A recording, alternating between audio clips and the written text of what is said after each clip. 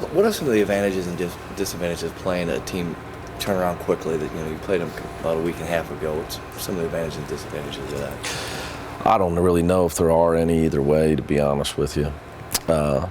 This late in the year, every game holds so much meaning that I don't think you're going to lose focus just because we beat them a few weeks ago. But we've played enough games in between that we'll have to refresh our guys on East Carolina, what they're good at, what their strengths and weaknesses are. But I think it hasn't been that quick.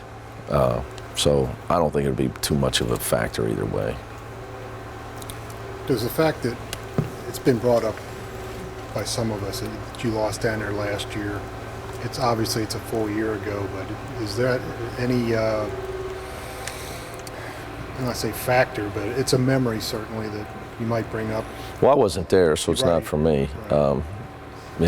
I don't think the last time we played 2 weeks ago, if it was 2 weeks ago, whenever it was, I don't think that has anything to do with Saturday's game. So I'm not a believer in those types of things, and that's not something that I'll talk to the team about at all. I won't bring it up one time. I think if you have to use something like that to motivate yourself at this time of year in the situation we're in, we got real problems. And if we'd have won down there last year, I think you still have to be mature enough to know that they're capable of beating you. Every team that steps out there in your conference is capable of beating you. If you look at conference basketball in the top 7 or 8 conferences in the country, the average margin of victory is 6 points in conference games. So it shouldn't matter. I mean, I won't use it as motivation. Maybe the players will. You'll ask them. I'm sure they remember it. But I would hope that even if we'd have won, that we'd go in there thinking, you got to play well, or you're gonna be in trouble.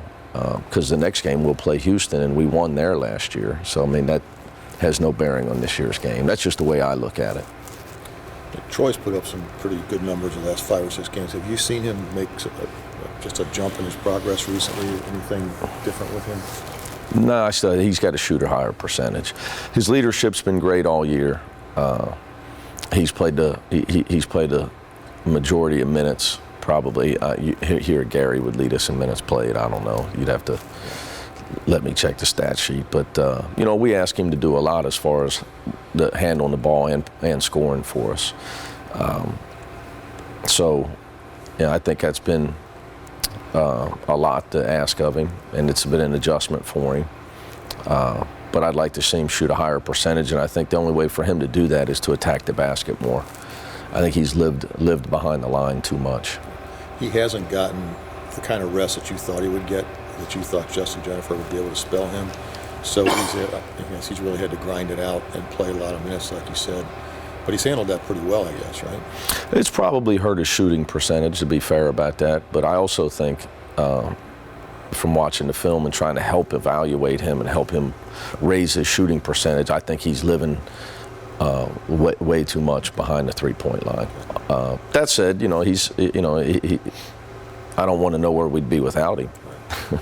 He's out there every day for you, and he hasn't missed a practice or a game all year. So those are the kind of guys that are the foundation of your program. And he's become a guy that you can count on every day. So you just keep working with him, and hopefully by the time he's done here, he'll be one of the best players in the country at his position. That's your hope. As a coach, you can help him get there, because I know that's what he wants to do. But it's all a process, and we ask him to do a lot. So I'm just trying to help him shoot a higher percentage. So he's got to get himself some more free throws, some more points around the rim, some easier shots. I think he's just lived outside the line a little too much. On the flip side of that, Farad seems to be struggling with his shot a little bit. Is that just a normal thing that shooters go through? Or? No, I think that happens to probably anybody that shoots behind the line. That's predominantly all, Farad's bulk of his points. I mean, 80% of his shots are behind the line, so it's going to happen. But Farad's Farad and Shaq are both questionable for Saturday.